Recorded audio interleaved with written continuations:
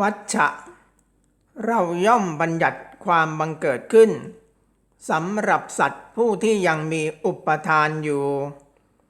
ไม่ใช่สำหรับสัตว์ผู้ที่ไม่มีอุปทานวัชชะเปรียบเหมือนไฟที่มีเชื้อย่อมโผล่ขึ้นได้ที่ไม่มีเชื้อก็โผล่ขึ้นไม่ได้อุปมานี้ฉันใดอุปไมยก็ฉันนั้นวัชชะเราย่อมบัญญัติความบังเกิดขึ้นสำหรับสัตว์ผู้ที่ยังมีอุปทานอยู่ไม่ใช่สำหรับสัตว์ผู้ที่ไม่มีอุปทานพระโคดมผู้เจริญถ้าสมัยใดเปลวไฟถูกลมพัดหลุดปลิวไปไกลสมัยนั้น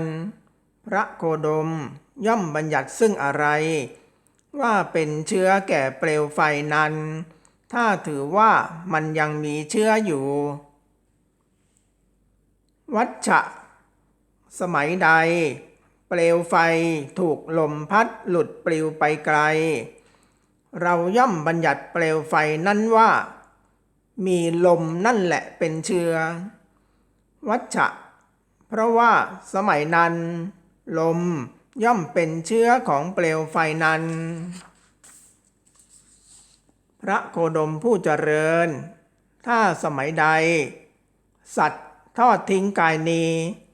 และยังไม่บังเกิดขึ้นด้วยกายอื่นสมัยนั้นพระโคดมย่อมบัญญัติซึ่งอะไร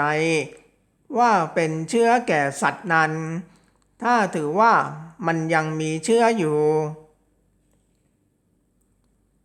วัชชะสมัยใดสัตว์ทอดทิ้งกายนี้และยังไม่บังเกิดขึ้นด้วยกายอื่นเรากล่าวสัตว์นี้ว่ามีตัณหานั่นแหละเป็นเชื้อเพราะว่าสมัยนั้นตัณหาย่อมเป็นเชื้อของสัตว์นั้นแล